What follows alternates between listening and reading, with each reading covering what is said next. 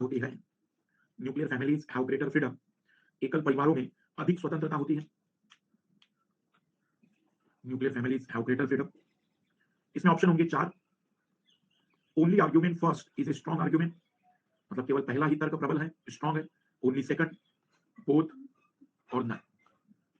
आपको बताना है कि कौन से आर्ग्यूमेंट स्ट्रॉन्ग है।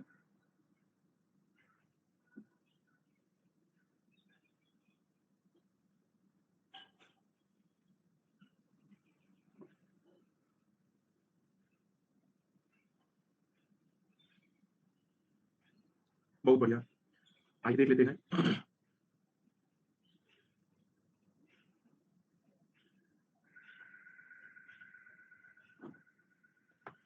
मुझे एक बात बताओ, जो लोग ए लगा रहे हैं, क्या बी में कही गई बात गलत है? क्या एकल परिवार में न्यूक्लियर फैमिलीज में लोग कम रहेंगे, रिस्पॉन्सिबिलिटीज कम रहेगी, तो फ्रीडम ज्यादा नहीं होगी? और जो लोग बी लगा रहे हैं, क्या ज्वाइंट फैमिलीज में सिक्योरिटी ज्यादा नहीं होती क्योंकि लोग ज्यादा होते हैं? तो ऐसी सिचुएशन में सोचिए, एकल परिवार है और कुछ घटनाक्रम हो जाए, केवल पति पत्नी रहते हैं, पति बाहर चले गए, तो सिक्योरिटी की संभावनाएं कम होती है। आज भी जहां सिक्योरिटी प्रायोरिटी होती है, जैसे कि दूर दराज का एरिया, पहाड़ी क्षेत्र, रेगिस्तानी क्षेत्र, वहां ज्वाइंट फैमिलीज मिलेगी। हम कहेंगे दोनों ही लोग अपनी जगह पर बिल्कुल सही बात कर रहे हैं। आप लोग ये मत सोचिए कि हमारे घर में तो ऐसा नहीं होता, या आप ये मत सोचिए कि इस तरीके की चीजें तो हमारे यहाँ नहीं होती है। तो हमें ये नहीं सोचना है कि हमारे घर में क्या हो रहा है, बल्कि हमें ये सोचना है कि उसने जो कहा वो सही था या नहीं। अगर वो सही था तो हमें स्वीकार करना पड़ेगा कि उसका आर्गुमेंट स्ट्रॉन्ग आर्गुमेंट है।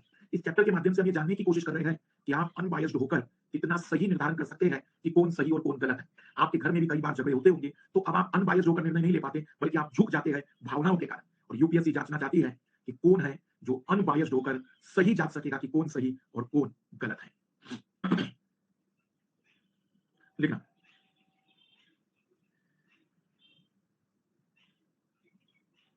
दूसरा प्रश्न स्टेटमेंट लिखेंगे, should the death penalty or capital sentence be abolished?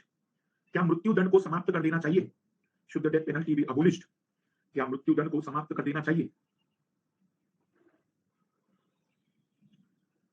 Argument first, yes. Death penalty, death penalty deprives, death penalty deprives the culprit of all chance of improving his behavior। हाँ, क्योंकि मृत्यु दंड उसमें सुधार की सभी संभावनाओं को समाप्त कर देता है। हाँ, क्योंकि मृत्यु दंड उसमें सुधार की सभी संभावनाओं को समाप्त कर देता है। Yes, death penalty deprive the culprit of all chance of improving his behaviour. हाँ, हाँ मतलब मृत्यु दंड को समाप्त कर देना चाहिए क्योंकि मृत्यु दंड उसमें सुधार की सभी संभावनाओं को समाप्त कर देता है। सेकंड आर्गुमेंट, नो, नहीं।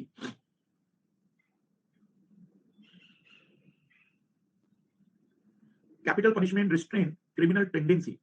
मृत्यु दंड, कैपिटल पनिशमेंट मतलब मृत्यु दंड, हिंदी में वाले याद रखेंगे।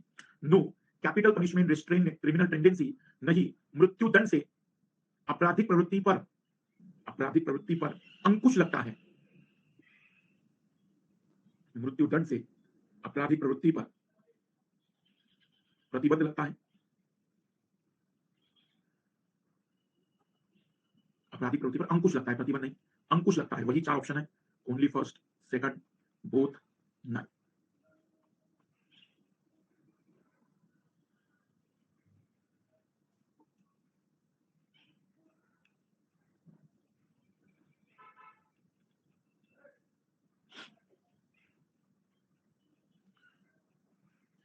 मुझे बताइए, जो लोग ए लगा रहे हैं, अगर डेथ पेनल्टी के कारण जो भी हम कहेंगे कि एक तरीके से आपराधिक प्रवृत्ति कम नहीं होती कठोर दंड के कारण, तो फिर मृत्यु दंड क्यों लगते? तो दूसरी वाली बात तो कोई डाउट ही नहीं, वो जो तर्क दे रहा है वो तर्क तो सही दे रहा है। और जो लोग दूसरा लगा रहे हैं, क्या पहली वाली बात सही नहीं है कि डेथ पेनल्टी के कारण हम उसमें सुधार की सारी गुंजाइश अस्वीकार कर लेते हैं? हम ये मान लेते हैं कि वो सुधरेगा ही नहीं, जबकि यहाँ तो एक बीमार ये व्यक्ति की देखते ही गारंटी दी साथ जा ना सकती है कि वो ए सुधरेगा बी नहीं सी सुधरेगा। एड्स आंसर, जैसे मरीज सुधर गए वो तो क्या चीज मुझे एक समझ आपराधिक नहीं प्रवृत्ति आती। वाला मैं व्यक्ति नहीं पूरा सुधरे? जब ऐसी सॉल्व कई बार करती है। हूँ ना तब क्या दिखता है आपराधिक कि प्रवृत्ति के अच्छा व्यक्ति हो या ए मूल बी समझ सी पाए आया हैं? तो इसका कोई हमें ये नहीं शॉर्टकट सोचना है ट्रिक है आप क्या मुझे वो कई सारे सॉल्व लोग अभी भी करने चैप्टर की। की ट्रिक थीम को नहीं नहीं समझ है, पाए हैं। जितनी आपको बस प्रैक्टिस इतना होगी बताना है कि उनके उतने आर्गुमेंट जो है जल्दी आप समझ वो अपनी जगह पाएंगे। पर सही है या नहीं। हम कहेंगे कि क्योंकि दोनों ही सर बातें अपनी जगह एलसीएम पर में तो मुझे सही है, समझ में आ गया था ए स्क्वायर बी स्क्वायर वाला, दोनों ही बातें बट बिल्कुल अपनी इसमें जगह पर थोड़ा सा सही रहेंगे। हम कंफ्यूज लोग हो गई थी। इसको देख लो फिर से। जी आइए देख लेते हैं कितने लोग सच में समझ पाए अभी। एक और सवाल ट्राई करें। इसमें तीनों में कॉमन बढ़िया ए सवाल है। है। जी शुड रिलीजन सबसे बी बैन? छोटी पावर क्या धर्म है पर ए की? प्रतिबंध लगा देना चाहिए? 1 शुड रिलीजन बी बैन? क्या धर्म पर तीनों में प्रतिबंध लगा बी देना कॉमन चाहिए? है। जी सबसे छोटी पावर क्या है? 1 आर्गुमेंट फर्स्ट, यस।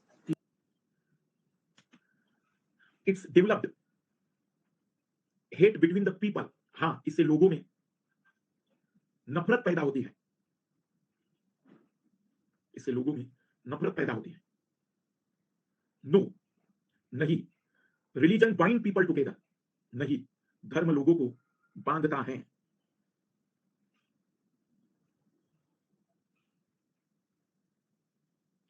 धर्म लोगों को बांधता है। वही चारों ऑप्शन है आपके पास।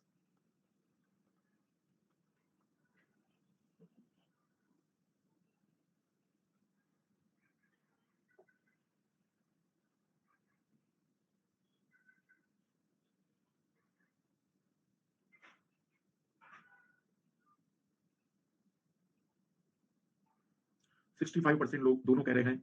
और वैसे यहां मैं कहूं तो यहां ये कहा जा सकता है कि सेकंड वाली बात तो बिल्कुल सही है कि भाई एक ही धर्म के लोग एक दूसरे से जुड़ जाते हैं ऑब्वियसली इसी कारण से। लेकिन एक रिलीजन से दूसरे रिलीजन में कई बार डिफरेंसेस होने के कारण उनके बीच में वो डिफरेंसेस हेट में भी बदल जाते हैं। तो हम पुनः कहेंगे कि दोनों बातें अपनी जगह पर बिल्कुल सही है। बाकी पहली वाली बात तो मतलब जिन लोगों ने ए लगाया वे मतलब बहुत नकारात्मक सोच रख रहे हैं। ऐसा बिल्कुल भी नहीं है कि धर्म, जैसे मैं आपको बताऊं कि जब आप किसी एक पर्टिकुलर रिलीजन में जा रहे हैं जहां आपके रिलीजन के लोग नहीं दूसरे रिलीजन के लोग होते हैं तो आपको एक अनसिक्योरिटी फील होती है। लेकिन जैसे ही आपको आपके रिलीजन का व्यक्ति मिला कि आपको एक सिक्योरिटी महसूस होने लग जाती है। ये बहुत कॉमन सी टेंडेंसी है, कॉमन सी। तो ऑब्वियसली लोगों को जोड़ता भी है। और ये भी बात सही है कि एक रिलीजन दूसरे रिलीजन से कई बार डिफरेंसेस होने के कारण इसमें इश्यूज भी आ जाते हैं। ट्राई करिए। एक और सवाल, अब मैं थोड़ा लेवल अप कर रहा हूं क्योंकि मुझे लग रहा है कि मैच्योरिटी बढ़ गई होगी। Should non vegetarian food be totally ban in our country? क्या हमारे देश में मांसाहार पर पूर्ण प्रतिबंध लगा देना चाहिए? Should non vegetarian food be totally ban in our country? क्या हमारे देश में मांसाहार पर पूर्ण प्रतिबंध लगा देना चाहिए? आर्ग्यूमेंट फर्स्ट, यस, हाँ। इट इज एक्सपेंसिव, हाँ यह महंगा होता है। And therefore it is beyond the means of most people in our country. यह महंगा होता है और हमारे लोगों के खरीद क्षमता से बाहर होता है। Argument no, nothing should be ban in a democratic country. लोकतांत्रिक देश में कुछ भी प्रतिबंध नहीं लगाया जा सकता। Nothing should be ban in a democratic country. लोकतांत्रिक देशों में कुछ भी प्रतिबंध नहीं लगाया जा सकता है।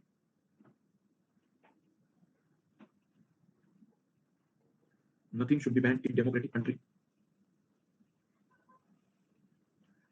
वही चार ऑप्शन है।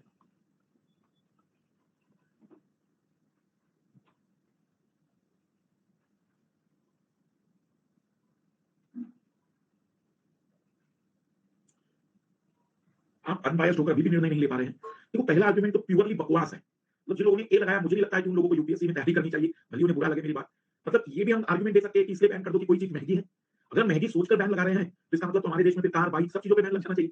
गधे हैं जो लोग ये लगा रहे हैं, प्योरली शुद्ध रूप से गधे हैं। और दूसरा क्या, डेमोक्रेटिक कंट्री होने का मतलब है कि आप कुछ भी बैन नहीं करेंगे, फिर तो गांजा भी शुरू कर देना चाहिए, हीरोइन भी शुरू कर देनी चाहिए, फ्रीडम दे देनी चाहिए जिसको जैसा जीना हो। तो दोनों ही बातें अपनी जगह पूरी तरह से गलत है। जो लोग ए बी और सी सोच रहे हैं, मेरे हिसाब से तो आपको सोचना चाहिए, सच में आपका दिमाग एक अच्छा मस्तिष्क तो नहीं है। ऐसे तर्क को भी कोई प्रबल तर्क कह दे कि हाँ वो महंगा इसलिए बैन लगा देना चाहिए, ये कोई तर्क हो सकता है? और कोई ये तर्क दे सकता है कि नहीं वो हमारा देश लोकतांत्रिक इसलिए कुछ भी प्रतिबंध नहीं लगा सकते? मूर्खताओं की भी सीमाएं होती है। मतलब आप लोग जब उत्तर दे तो अपने ऊपर पूछें, क्या सच में दिमाग इतना कमजोर है कि हम ये तर्क की कमजोरी नहीं पहचान पा रहे? लिखिए वाला अगला प्रश्न। चैप्टर मुझे लग रहा है आप लोगों के बस का नहीं है। वैसे अच्छी बात बस आप लोगों के लिए यही है कि यूपीएससी ने अभी भी एक भी सवाल इस पर नहीं पूछा है। लिखना, should there be a world government? Should there be a world government? क्या एक वैश्विक सरकार होनी चाहिए? Should there be a world government? क्या एक वैश्विक सरकार होनी चाहिए? जैसे राज्य सरकार होती है, फिर केंद्र सरकार होती है, तो क्या वैसे एक विश्व की सरकार बनानी चाहिए? आर्ग्यूमेंट फर्स्ट, यस, हाँ। It will help in elimination tension among the nation. It will help in eliminating tension among the nation, हाँ। इससे राष्ट्रों के मध्य उत्पन्न तनाव को समाप्त करने में मदद मिलेगी। हाँ, इससे राष्ट्रों के मध्य उत्पन्न तनाव दूर करने में मदद मिलेगी। It will help in eliminating tension among the nation. No, नहीं। Only the developed countries will dominate in the government. केवल विकसित देश ही ऐसी सरकार में प्रभावी होगी। केवल विकसित देश ही ऐसी सरकार में प्रभावी होगी। मतलब ओनली डेवलप्ड कंट्रीज डोमिनेट इन सच गवर्नमेंट। वही चार ऑप्शन है। ये सवाल कठिन है, यहां मैं मान सकता हूं आपसे गलती हो सकती है।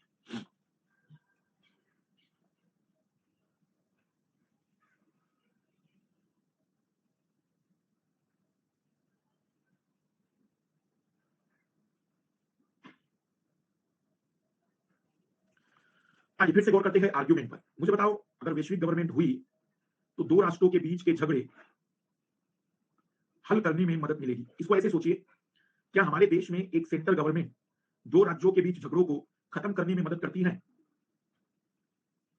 बिल्कुल भी नहीं। हमारे देश में जुडिशरी दो राज्यों के बीच झगड़ों को खत्म करने में मदद करती है, सरकार नहीं कर सकती। क्या सरकार छत्तीसगढ़ और मध्य प्रदेश की सरकार में हुए विवाद को हल करने में मदद करती है? सरकारों का काम नहीं है, ये तो न्याय का काम है, जुडिशरी वर्क है। वो सरकार जुडिशरी थोड़ी होती है, वो तो एक तरीके से प्रशासन शासन चलाती है।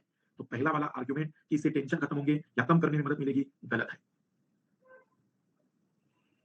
और दूसरा वाला आर्गुमेंट कि केवल विकसित देश केवल